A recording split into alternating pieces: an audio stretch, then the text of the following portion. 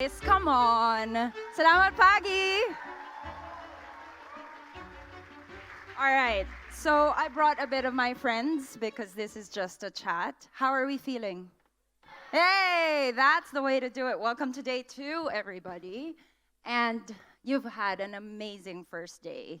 I think there's so much inspiration, there's so much activation that is going on, and we can't wait to share even more activation with our rock stars on my panel. Now, just a few things. First, this is what's going to happen. We're going to have a chat for about 30, 35 minutes if we can get all your stories in. The rock stars in this panel are exactly leaders like you. And what I really want to get into today is just the story of the entrepreneur. You don't have to be in business. An entrepreneur is anyone who finds a problem, solves it, runs with it, and inspires others. And I think so many of us in the room are in various stages of leadership, and we are going to make sure that we hear moments of all of that.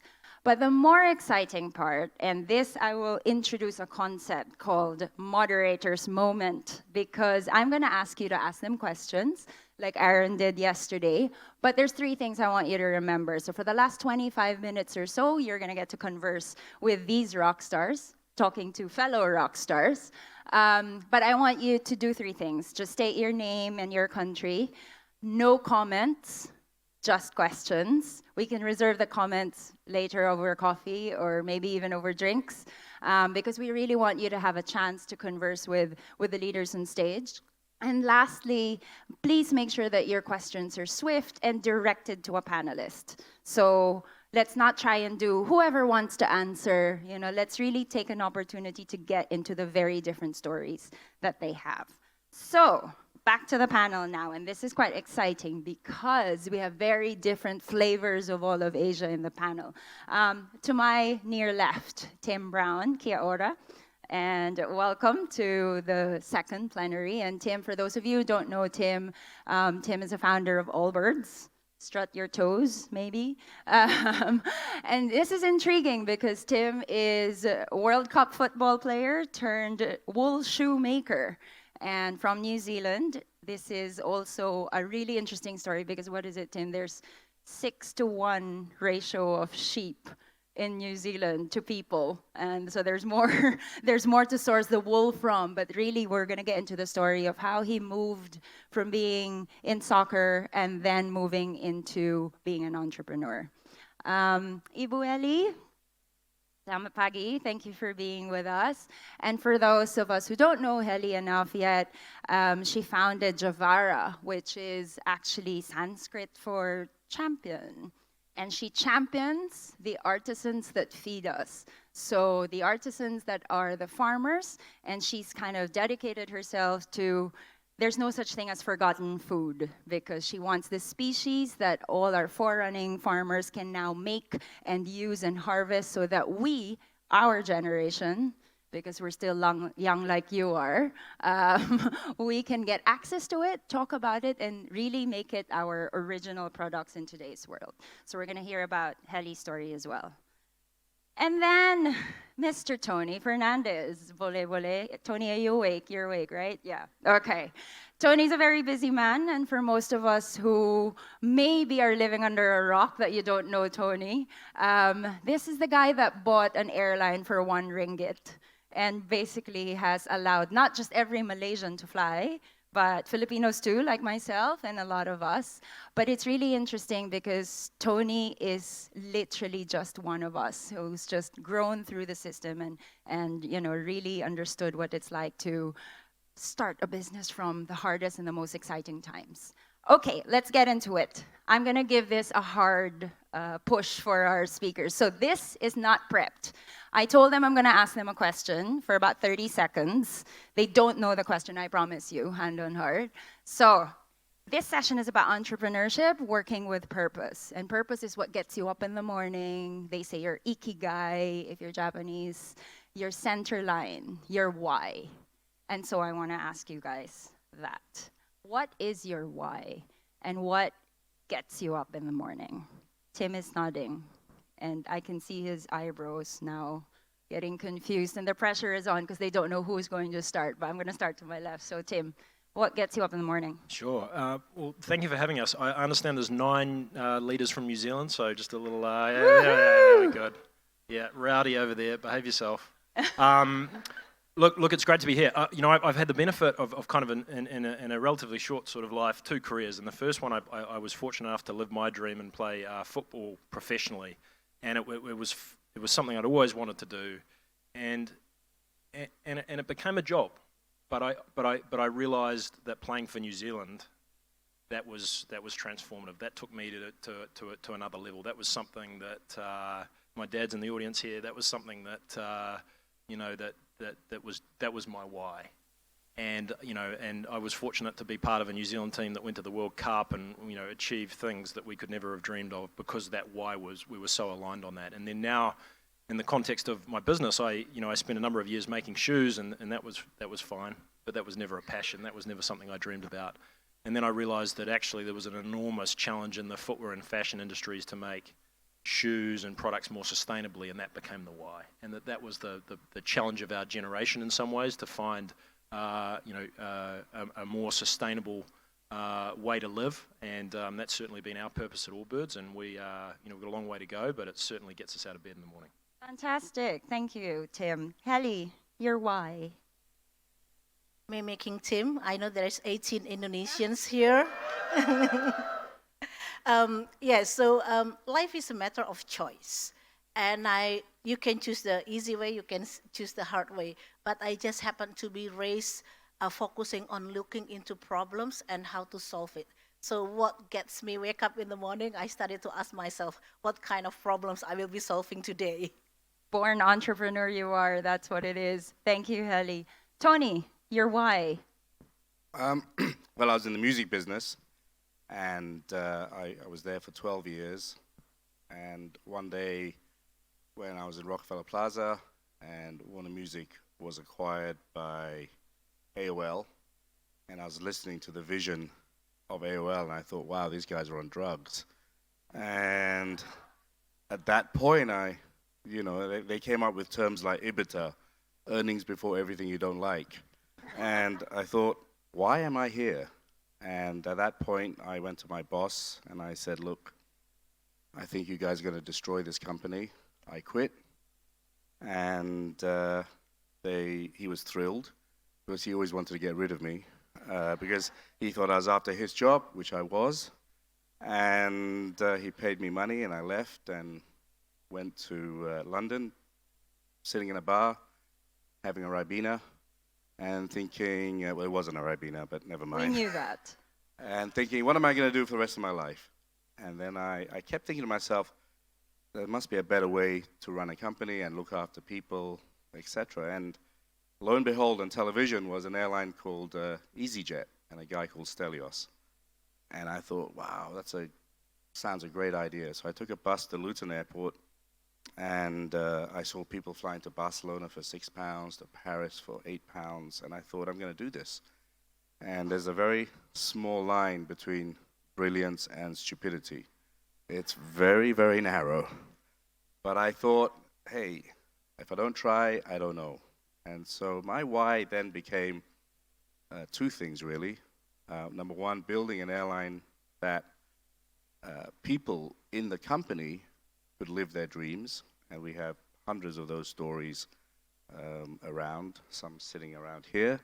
And second was there was one statistic I saw that only 6% of Malaysians had flown, 1% of Indonesians, and 2% of Thais. So I thought, well, that's where I came up with the tagline, now everyone can fly. So that was the why. And since they all shouted out to everyone, hello to all Malaysians. I'm feeling... And to all the leaders, welcome to our country. Hope you have a great time in Malaysia. And from... All right. And from now on, only fly AirAsia. Everything comes with a hitch, you guys. You know it, right?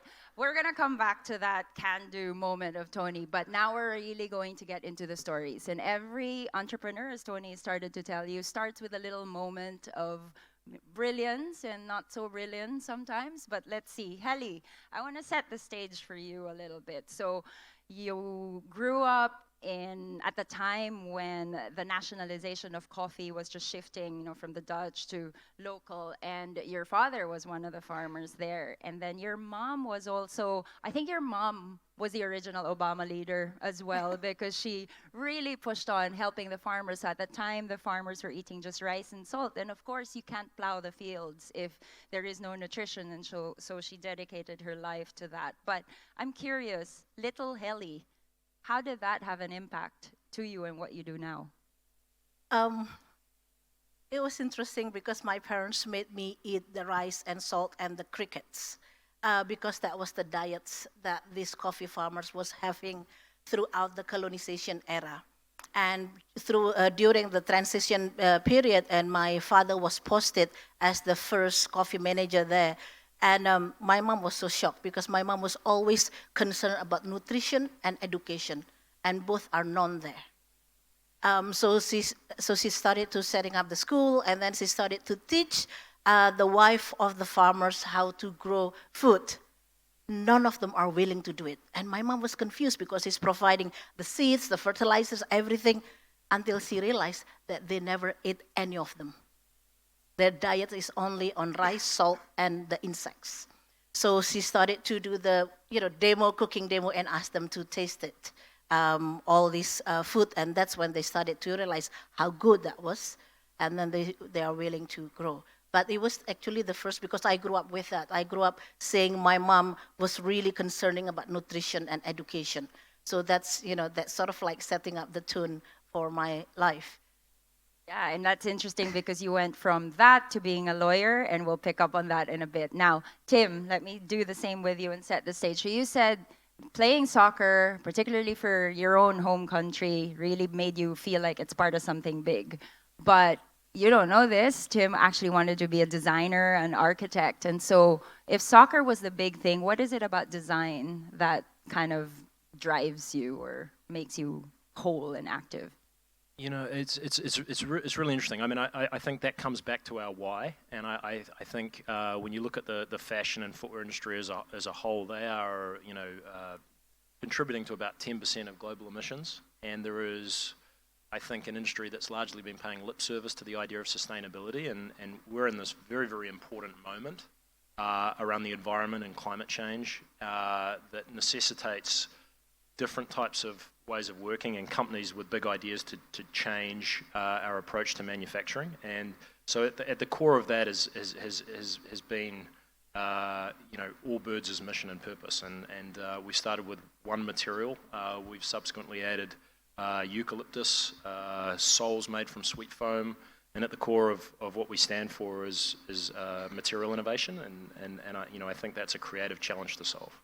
This is interesting. So using materials to push for design, but really make a change in the world as well. How does that all come together? Yeah, I mean, I think business can be a force for good. You can build a profitable enterprise that also makes a really positive difference, and that's our point of view. We've got a different type of business model. We don't do any wholesale, so it's completely direct. We have our own retail stores and an online presence in 18 countries around the world now, and it's focused on a different set of priorities. And part of that is profit and building a successful business. The other part is about lessening our environmental impact, and we're thinking deeply about that. And we're a B Corp. We're a carbon neutral business. We're thinking deeply about carbon emissions and trying to reduce that in every single product that we make, and that's really in many ways why the business exists. Right. So shoes from wool and then from eucalyptus. Imagine the possibility of design there for sustainability. Now, Tony, back to your story. So not about the Ribena in the bar, but a little bit like Helly's story. So walk us through the childhood days. You were growing up, and mom was a music teacher, but she also was the Tupperware sales lady that I think in Asia we all can relate to that. She loved people. Now, that's kind of what we see with you too. What is it about people that floats your boat? Or flies your plane, I should say. Floats my boat. I had an amazing childhood. My mother started as a music teacher, and obviously music is a massive part of my life. And then she went into business and started selling Tupperware. And, she had, she could sell ice to an Eskimo. She was an amazing salesperson. And I would follow her around Malaysia, watching her sell Tupperware and how she got so much out of people because she loved people as well. And she would use music, we'd compose songs together, I got a Tupper feeling up in my head, sell more Tupperware, sell more Tupperware. And, and she'd go around all of Malaysia doing this and motivating people and driving people and creating competitions. And so that was a very large influence on my life. And, at AirAsia, we now have 29,000 people working for us. And we don't have a single union. We haven't had a single day of an industrial action. It's one big kind of happy family. And a lot of the way we interact with people, and everyone says, what's the success of AirAsia? It's really the people and the culture. That's the big success.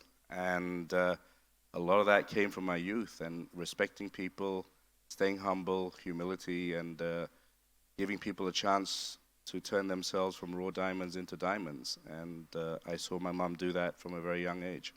Well, she is very proud of you, I'm sure, selling Tupperware to selling airlines to selling an experience. That's what it is. And so thank you for sharing that. I think leaders, the core of you being here is about values-based leadership, right? And this is what is it that's inside you that makes you do whatever it is that you do, whether you're a soccer player, you sell shoes, whether you don't know that Tony is a former accountant. Now we do. And thank God he left that job so that he could do what he does.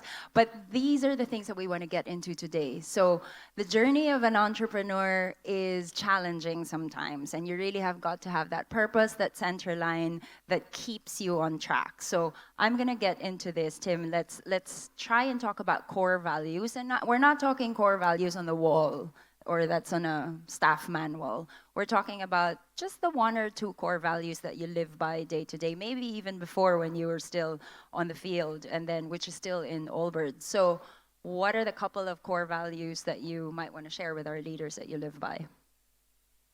I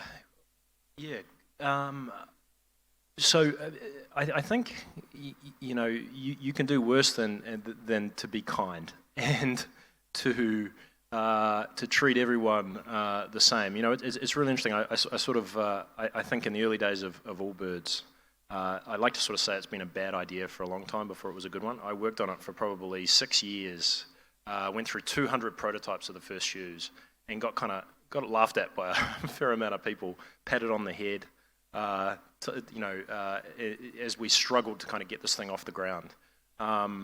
But you respected the people that gave you a chance, that maybe turned you down in a nice way, and as we've now had success, I think we've remembered too the people where we've come from, and we've remembered the people that gave us a chance. So I think this idea of loyalty and remembering where you've come from is very, very important. And for me, we're a business now based in San Francisco, but the importance of New Zealand to my story and where I come from is sort of something that. I never, a day doesn't go by when I don't think about that, and remembering to step back and thank the people that took a chance on you is really, really important, because it can be easy to think that you have a little bit of success, and it's for reasons other than an awful lot of luck. It can't just be luck, right? Somebody has given us an opportunity, and then equally, we have the responsibility of giving someone else an opportunity to shine. And Tony, this is very real in your story. We were just talking about how you are really a champion of people, but if and when Tony has his next big venture, how do I know that the 28,999 staff that you have are actually all about people too? So how does that get cascaded, your core value of people? Oh, wow. That's Bit early for it, but go on. Yeah. Where'd you get this moderator from? Picked her up in the islands of the Philippines. That's what it is. Okay. Look, it's almost like a religion, right? You have your core values at the top, and you practice it, and then people join the company who believe in those core values, and it cascades down. So I think when I'm gone and making shoes for Allbirds, then it'll continue. The culture is there. You set it, and people join it. Some people don't like it and leave, but people who like that culture, like the flatness of the structure, like being humble and nice. I loved what Tim said. Being nice goes a long way, and being humble goes a long, long way as well. And I think those are the two core values. I was with will.i.am, and he had a really tough time on Qantas recently. And we've been working on this song, Be Nice, which actually has Snoop Dogg on it. And I wanted to make it, who's a very nice guy as well, by the way.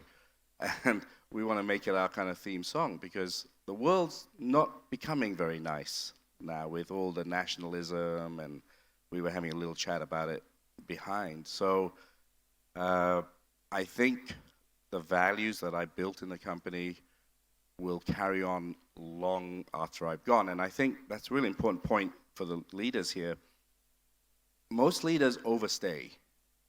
And a good leader knows when to go. And when he goes, if the company gets better, then he's a good leader.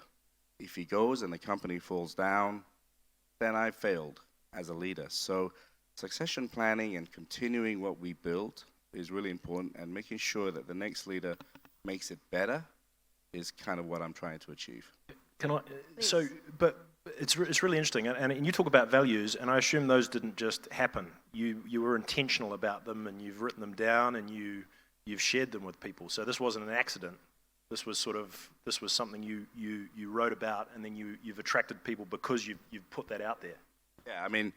Yeah, I think Air Asian culture is quite well known now. We have 6 core values. I created a department called the Culture Department, and their whole job. So everyone talks about branding, and everyone thinks branding is what you see, advertising and sponsorship, etc. But to me, branding is internal branding first. Your 29,000 people have to know what you stand up for.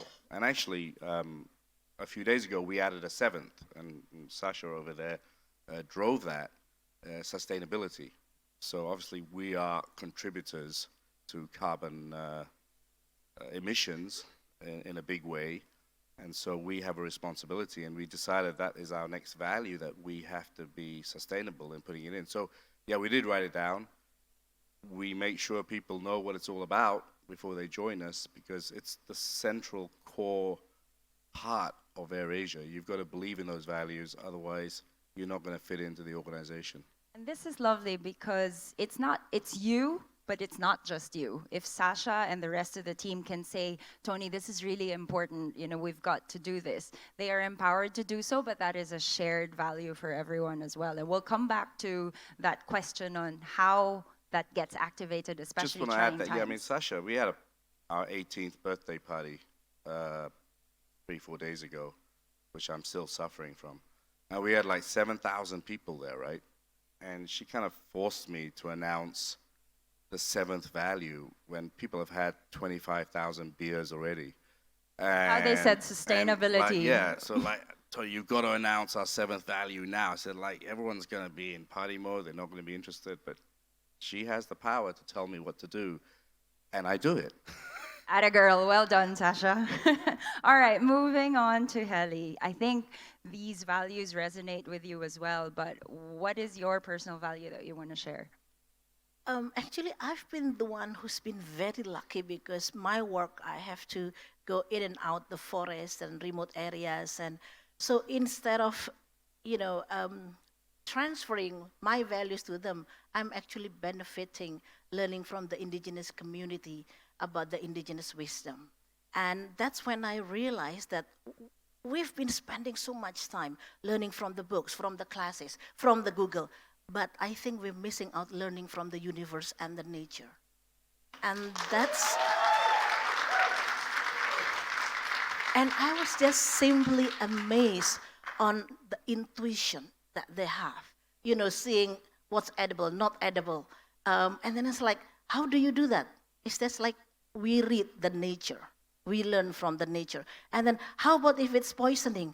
Then the cure will be there around it. So it's just the law of the nature that we've been missing out so much with all this crowded life. So so that's why since then, I dedicate myself. I call myself more like I used to be an entertainment lawyer and artist manager before. It was like 20 years ago. And I'm Wow, still scary, doing scary. it. That's exactly why you're sitting next to each other. And I'm still doing it now, except now the artists are the farmers, the foragers, and the fishers. Bravo. And basically what we do is we're celebrating them. Not that I hate the word when people say like, Helly, how many people you empowered? No, they're the one who's empowering me.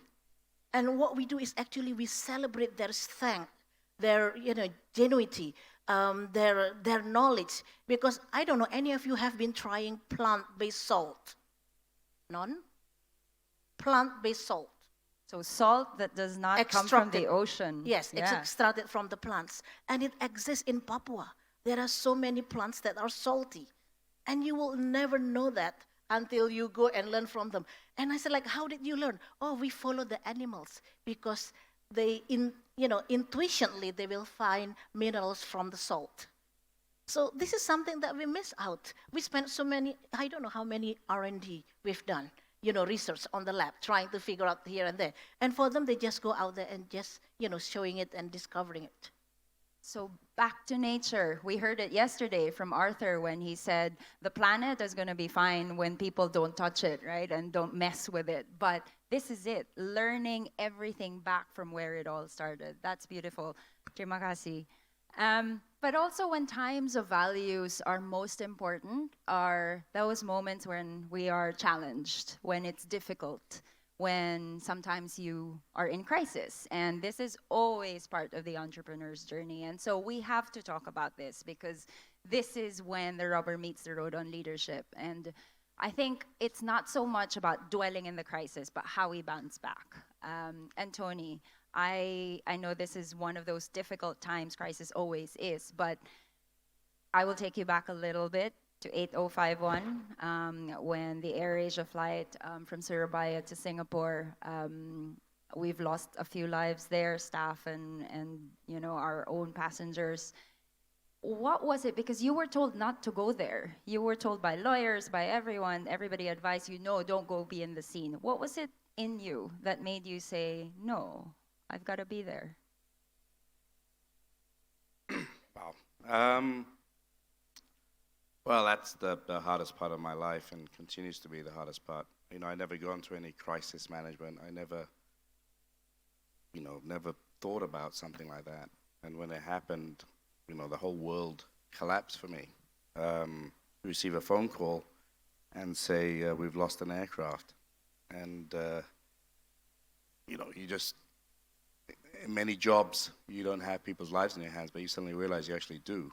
And so, when I went into the crisis center and people said, you don't have to go, an Indonesian airline, let the Indonesian team handle it. And I was like, are you crazy? We can't just take the good. I'm the leader of the company. I'm the brand. I have to be there for the families. They have to know that the most senior person in the company is there. And I have to be there for the staff. So, it was against the advice of all the professionals. I just went out to Surabaya. And I personally met every single family, and I gave my mobile phone number, and as soon as I arrived, I could hear there were like a million TV cameras, and everyone was like, Tony's here, and I said, I go and see the families first. And, as I said, I met every single one, and you can't put into words, how can you do that? But you just got to do what's right. And what was right was for me to be there, not hide behind lawyers, and that's a value. Transparency and honesty is really important to me, and you can't just take the praise. So it was my decision to go out there, and I did it. Thank you for doing that. I think we all appreciate the moment of just being human, because there are no words. And that is a learning for all of us, because after a crisis like that, it rallies the staff and you bounce back and you get tighter on safety and you do things a bit better to the extent that you can. And maybe crisis isn't always that. It doesn't have to be a loss. And sometimes for us leaders, you will have moments when you have to take a difficult decision, and it gets very lonely when you are alone making that decision. Heli, let's talk about needing to pivot Javara from time to time. So we have a majority of our attendees in NGOs, in social enterprises, and you started Javara as an NGO as well. But you had to pivot at some point. Why was that? Yes, the first 2 years it was as a foundation. NGO completely failed. Completely failed. First, when we try to offer our products to supermarkets, none are willing to take our products because they think like we are project basis, we are donor driven, it will not be a sustainable supply. And then second is I'm trying so hard to hire professionals to do the sales to the supermarket. None of them are willing to apply with the same notion that it's donor driven and it's not sustainable. And even the third, to get the investment, even to borrow money from family and friends, nobody is willing to do so. So after 2 years, we decided to turn it into a commercial company, still maintaining the same mission, change the brand, change the whole approach. And within 1 month, we got a contract from a most premium supermarket in Jakarta for 15 stores. Exactly same product. Just change the brand and change the company. That's it. So that's when we realized that actually, yes, being an NGO and foundation and having a business with purpose, having a purpose is good. But making it as a sustainable solution is a different game. And if you want to deliver products and services, people do believe more on entrepreneurs and businesses. Sorry to say, that's my own journey that I face. So that's why from there on, we decided to manage the company on commercial basis. And we want to make sure that even that we work with indigenous community, smallholder farmers, we don't want people to buy our product because they feel sorry. They have to buy our products because it's a champion products, because it's an amazing product. And that is the only way we can sustain our mission. Fantastic. And I think that speaks to exactly what you said earlier, Tim. Business can be a force for good. Business does not have to be the traditional capitalist that we think it is, but there is, still the responsibility of making profit because that goes back to your farmers. So Tim, it's the same thing kind of principle, just different products that you and Heli are focused on. Tell us a bit about getting you guys set up, because same like Tony, and it could be a one-man decision, but you had a different turn. You found a co-partner, a co-pilot, as it were, in Allbirds. So tell us about how you find a partner so that leadership and core values remain intact in the company. Sure. So I started the idea of what would become Allbirds probably in 2007, and went through 200 variations of the shoe over 6 years. Sold them to my teammates who largely laughed at me. I retired from sport and went to business school, and I had a professor that called me into his office, and he said, "I think this is a really bad idea. I don't think it's going to work, but for whatever reason, of everyone in the class, you seem most determined. Why don't you put it out on Kickstarter or something so it can fail, and you can work it, you can go on and get another job, because otherwise I sort of worry that you're going to just work on this forever and it's going to be bad for you." And so I did. I shot a video for $700 on a family friend's farm in New Zealand, put it on Kickstarter, and that was really the start of the journey properly. And a year later, I was still struggling to kind of get it off the ground, and I met my co-founder, and Tony's actually got a very similar sort of story of, we run the business as co-CEOs in San Francisco, and our wives were roommates in college, so that's what brought us together. And in the early stages of getting the business off the ground, we had the kind of that relationship hovering over us, and it's become something like a marriage. So I'll pause you there in case we missed that. So it's their wives that brought them together. Yeah.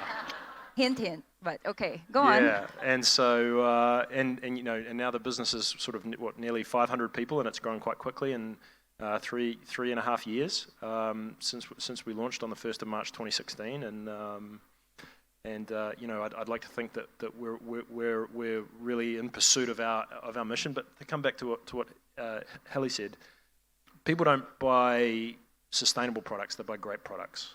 And I think people can get confused sometimes with the mission and the purpose becoming the reason to buy. At the end of the day, you have to create a great product experience, but if you can infuse that with a larger purpose, a larger sense of why it exists in the world, then that combination is unstoppable, I think.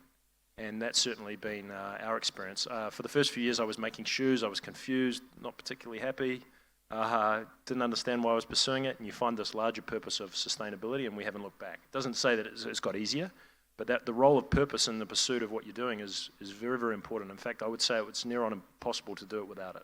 It's amazing how purpose is not just the leader, and you have to make sure that your organization is part of it too, that you rally the troops, you are one with the team, as Tony said, but also that you innovate completely beyond yourself and you bring your team along. And speaking about bringing everyone along, we're going to shut up now and we're going to listen to you, but remember, name, country, if you've got a question, give us your name. No comments, just short questions, and target it to a panelist. Please address it to one of our panelists. So we've got microphones around the room. Let's get 3 at a time. So this gentleman right in front, this girl with a black and white shirt, I think, and then we'll take one more, the lady with the glasses. Let's start with you, sir. Hello. My name is Win Min, so I'm looking for a win-win situation. I am from Myanmar, and I work for Myanmar Center for Responsible Business. I have a question for Mr. Tony Fernandez and Mr. Tim Brown. We talk about business with purpose, people, and value. And we talked about yesterday diversity and inclusion. And I was wondering, in your company or business, to make sure inclusive working community and also diversity, can you give us a good example of making sure to give a fair opportunity, like employment for women, for like how many leadership positions are there women, for example? Are there equal opportunities for professional development, employment, people with disability, LGBTQ, or whatever identity they want to identify? Okay, Win, thank you. So diversity, inclusion examples. The lady over here, please. Hi there, my name's Zoe. I'm from Malaysia but living in Cambodia. My question is for Tim.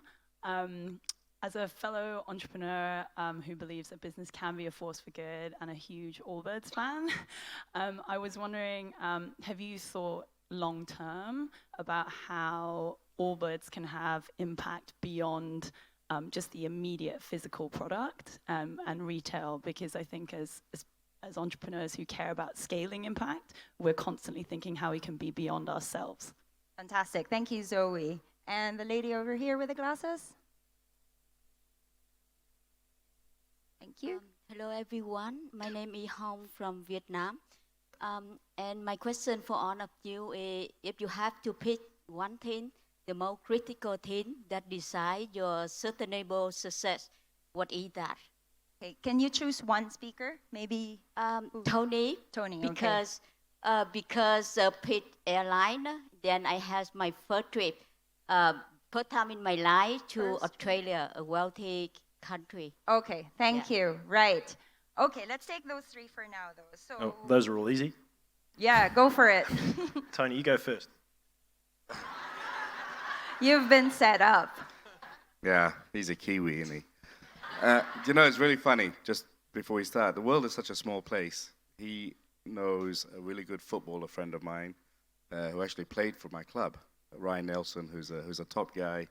And actually, when I was in New York not so long ago, I was with 50 Cents, and they were telling me... Cent. Sorry? There's 1 cent. Yeah, it was 50. But he was telling me, we walked past in Chelsea, in Soho. He said, this shoe shop is really awesome, Allbirds. He said, you should buy some. And I went there, and the queue was like back to Auckland.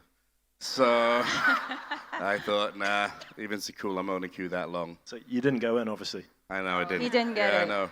They told me to dress up smart here, then I saw you. All right, Tony, we need you to answer the lady's question. Sorry. Well, look, that's something that's really dear to my heart, inclusivity. It's what AirAsia's all about. I don't want to sound like Miss World, but let's talk about, we really built this company to make sure everyone could live their dreams, and there are so many examples of that.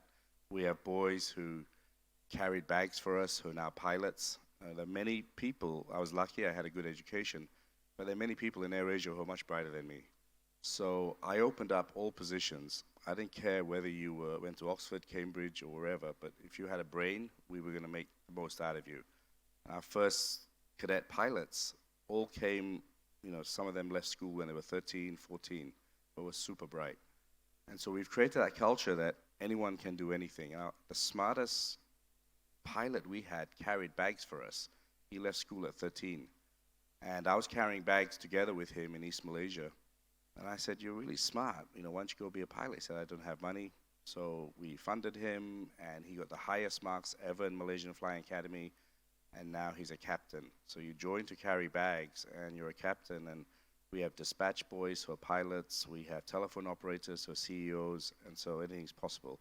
Regarding women, which is something I love very much, but I'm married now. And when I joined, there were no female pilots in Malaysia, and very few in Southeast Asia.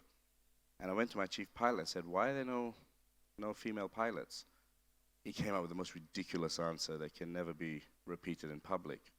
And I said, if a woman can run a country, she can certainly fly a plane.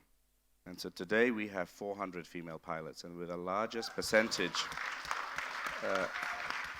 of any airline in the world with female pilots. And the other day was history.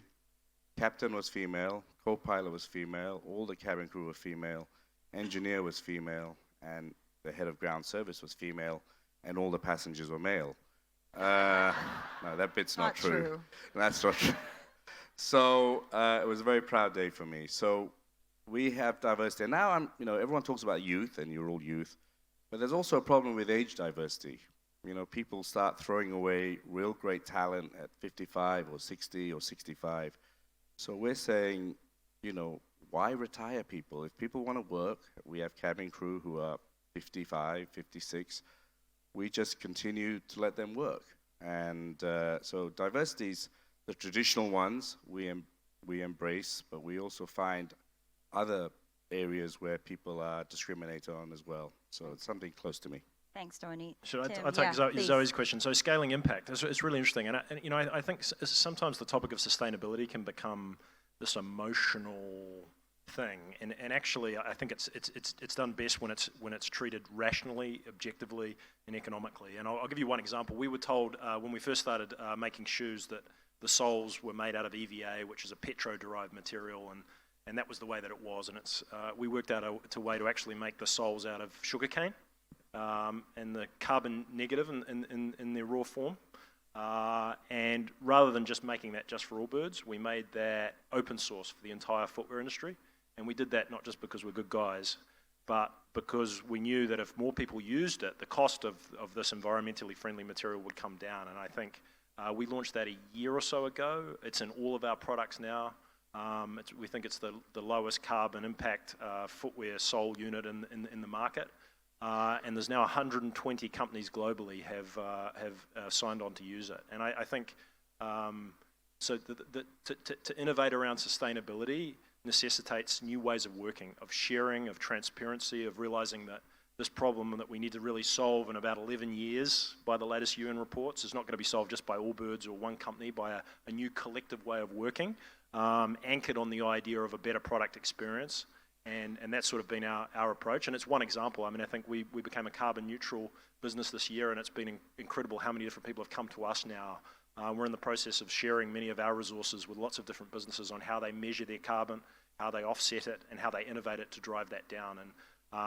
And so I think we're realizing too that there's a little bit of a vacuum of leadership, and with some success comes responsibility. And I think we're becoming more confident in urging others to do more. And I'll give you one last example.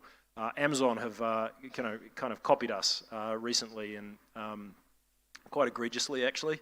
And we wrote a letter to Jeff Bezos at Amazon, and we said, we understand, we prefer that you didn't copy our designs, but we understand that's part of the game, but we really would prefer if you copied our sustainability. And that was a letter that we wrote that kind of got picked up around the world, and much to our surprise. And I think it's an example of us feeling like we've got to do more than we are, and that we've got to push and provoke others. And I'm so heartened to hear that Tony's added sustainability as a seventh pillar. you know, we're all in this together, and this is a problem of our generation, and I suspect history's going to look pretty, judge us quite harshly in what we all did at this moment to improve the way that we're living. Thank you for standing up for that as someone who works in sustainability, and for all of us, I think this really resonates. Right, so let's take a few more questions. Anyone at the back? Right, the gentleman over at the second next to Axton. Let's take this lady over here, and gentleman with a beard. Is that a long beard, a short beard? I think we might have missed one question too. Maybe Hallie can take that one. And it was, yeah, what's the one thing that, yeah, what's the thing that has made you successful in a word? What was that kind of the question? I think. Yeah. That was it. Yeah. But if you want to take it. In one word, why have you been successful? That's your question. That's tough, no? Yeah. Think about it while we get the microphones. Are we ready? Where about the gentleman over here? Have you got a mic? And if we could get questions to Heli as well. Thank you. Hello, hi there. My name is Angga from Indonesia. My question is actually for Mr. Tony Fernandez. Most of the times, people here are below 30. And this is also the group that meet a lot with older generations. And follow up to your statement before, what is your tips for us if we have a meeting where we're the only young person in the room? Could you share some tips for us for that? How to make it more... Tony's still very young, you know that. So you're saying I'm old? Yeah. No. That was what I was trying to prevent. You will never fly an AirAsia again. All right, let's get the second question. Thank you. The lady over here. Thank you. Hello, I'm Rona from Fiji. This question is for Heli. So the idea of social entrepreneurship is fairly new, but listening to all of you, I think you'll all agree that purpose-driven companies and social entrepreneurship can certainly change the world. So may I ask you, Heli, what do you think is the key, or what is that tipping point that can make social entrepreneurship as the norm or the only way of doing business instead of just the new trending way of doing business? Vinaka, thank you. Thank you. And the one at the back, please. G'day, Will from Australia with a beard. Hiya. Being an employee is a responsibility, and whether you have 500, 29,000, 85 direct and then pharma partners, what responsibility do you have to protect and be the custodian of their holistic health if they spend most of their week working for you and empowering you? Was there someone that question was for? Everybody. I'm going to ask Tim to take that on because we talked a bit about wellness. All right, Heli, let's start with you then. When is social entrepreneurship going to be the norm? Relevance. We can be as romantic as possible being a social entrepreneur, but if there is no relevance to the market, it will be tough. I started bringing forgotten food to the market. And when I pitched for that idea to my dad, who is an agribusiness practitioner, and he also teaches that, he said, like, Heli, there's no such market validation for forgotten food. You will fail. You will bankrupt in 2 years. That's what he said. So I went to my mother, and my mother said, like, follow your intuition, do not listen to your father. Just get it on, doing it, but making it relevant. So, yes, you are starting because with this artists of farmers, foragers, and etc., but it needs to be relevant to the consumers. So the consumers, they're not attracted with the word of indigenous or, all those kind of things. As you said, it has to be a champion products and it's an experience. But most of all, if you want to see that social entrepreneurship is the only way, then we have to shape ourselves to be able to go to the blue ocean market. We cannot be on the high pedestal and, being exclusive or being niche unless what we offer in terms of the product and services is affordable for everybody, then we're always going to be a niche initiative. So we need to mimic Tony here. Everybody can fly. So whatever the mission that you have, the purpose that you have, we have to start working ourselves to making it more available. And that's when the normal businesses will start to catch up because they know if the social enterprises are serving the blue ocean market, that stands for the biggest competition for them. Because people want to eat good and feels good as well, in a package. Thank you, Heli. Tony, let's take that question on not so young. How do you talk to them? Wow. I'm not quite sure. I know. You're awake now. It's been an hour. No, Go I know. on. So the question was, how do you deal with old people? Well, no. How do you not disrespect them being the only young person in the room, but to be taken seriously? I think was his question. Well, I think yeah. it goes back to what Helly said. You know, you're a product yourself. And whether you're old, young, straight, gay, in between, people, what you say will be the difference. It doesn't matter. I mean, at AirAsia, you know, someone running our fast food business is 30 years old. Benji runs a lot of the company in AirAsia, and he's 26, going on 66. And so it's you that makes the difference. And if you are the right product and you say the right things, no one's going to say, well, that's a young guy and he shouldn't be taken seriously.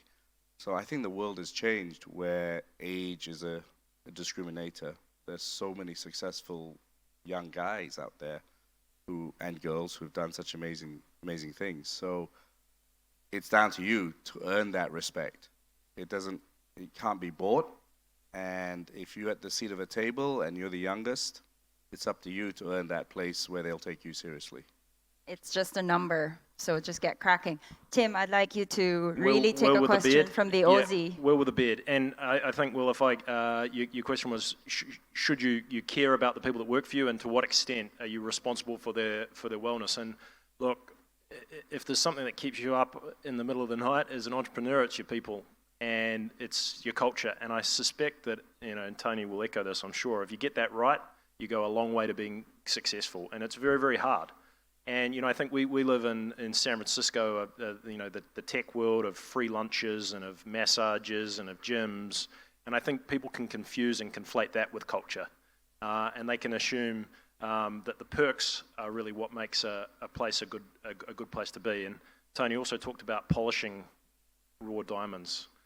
I think people are attracted to high standards. And it's very, very important to be nice, but sometimes being nice is being tough and pushing people to be the best thing that they can be. And you need to do that within a caring environment where people feel like they can bring their whole selves to work. But you're also trying to build something. And that's not for everyone. Some people will make it and some people will move on. And I think you need to toggle between understanding, defining carefully your culture, but also giving the people that work for you the gift of high standards and then pushing them. When I look back to that professor that told me my business idea was no good, he's a friend and an investor. Isn't it always the way? The ones that push you, that are critical, are the ones that stick with you through your life because they see something in you and imagine that you're the young person in the meeting, who can go on and really do something. And so I think, just don't always conflate kindness and wellness and being good to your employees with nice snacks. Can I just add one quick thing to what Tim says? So for me, that question is so relevant, and there are three aspects that we're trying to do with our staff. And yeah, we have all the nice perks, but the three things are financial health, physical health. So we've built an app for our staff to, if I knew what I know now, I may not look like Jabba the Hutt, and I would have looked after myself better, probably look as good as Tim. And the third one that I want to talk about, which I think is a taboo in Asia, is mental health.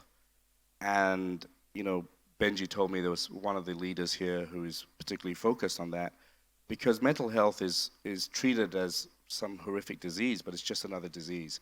And we all live under pressure, we all have issues, and sometimes we have no one to talk to. So at AirAsia, we have 6 psychologists and psychiatrists that our staff can call at any point, confidentially, to speak to them. My mother was bipolar, so I know it very well. And I think as young leaders, you've really got to embrace that, because the pressures of the world are really intense, and people need help sometimes. And mental health is just another disease as far as I'm concerned. So we focus on financial health, because the pressures of materialism, the pressures of owning things lead a lot of people to debt.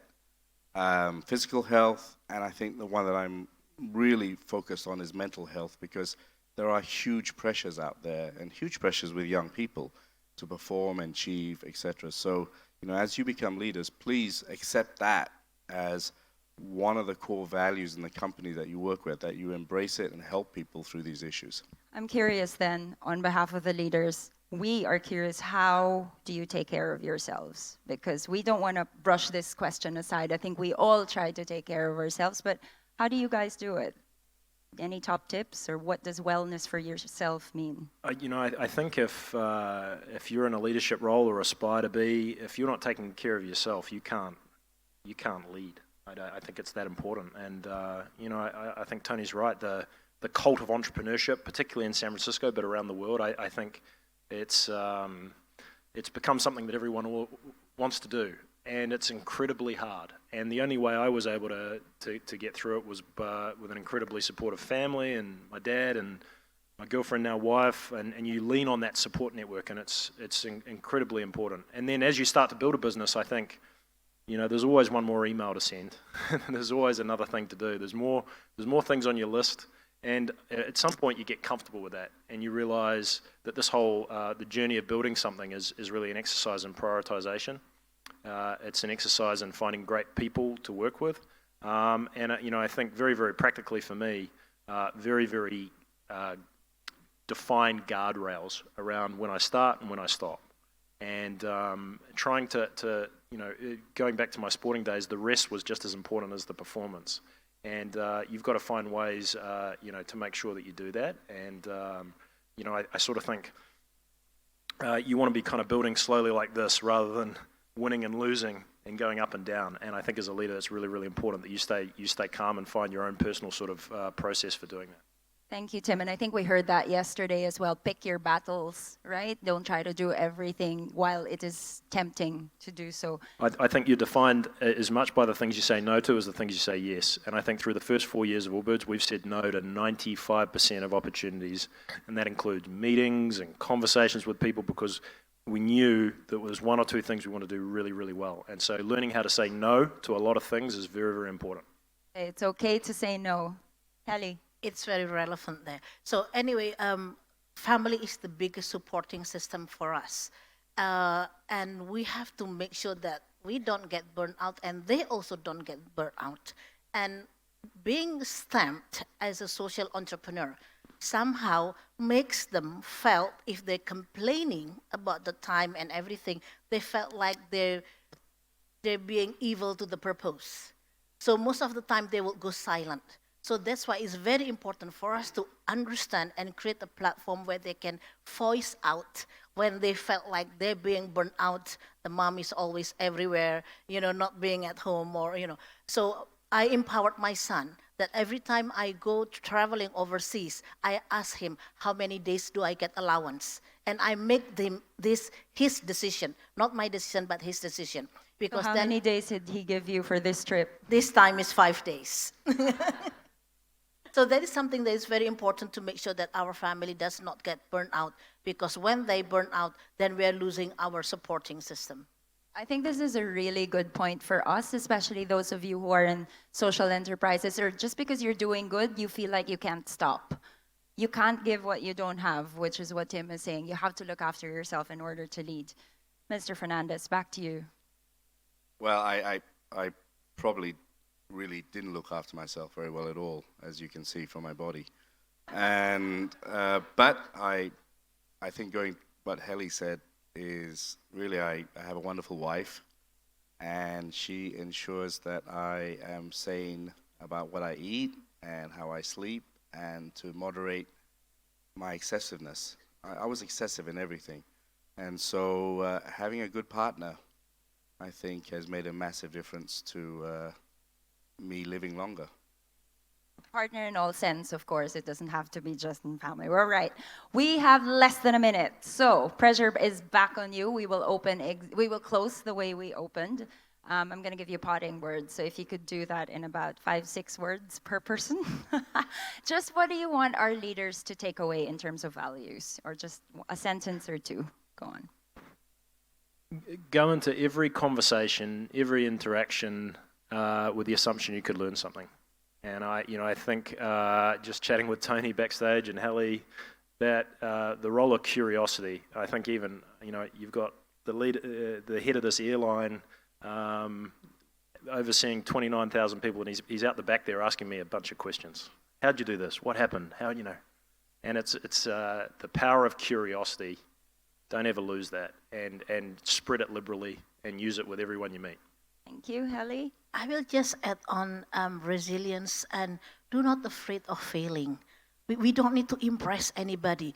We do it because we believe in it, not to impress anybody. Sometimes we get caught because we are over-publicized, we got too much attention, and then we just caught with, having that.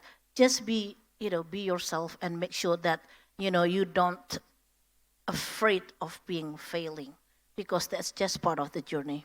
Thank you, Helly. Tony, She final said words. exactly what I was going to say. But I'll change it then. So, 3 seconds. dream.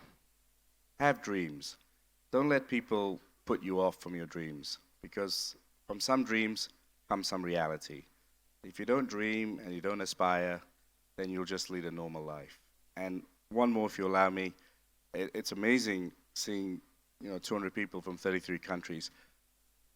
Don't waste this opportunity. Don't all hang together. Don't all the Malaysians hang together, the Thais hang together. I saw all the Kiwis were in one area. They're just shy. They're just shy. They're gonna get it. Get the Malaysians and the Kiwis together. Get to know everybody, because the power of success is the power of knowing people and getting the best out of people. So really use this time to get to know everyone, and don't hang around what you're comfortable with. Be uncomfortable. Thank you very much. Leaders, I hope you learned as much as we did. And thank you very much. And dream, go dream, collaborate, and congratulations for being leaders. Thank you again. Can we just thank our moderator, who I think has done an incredible job.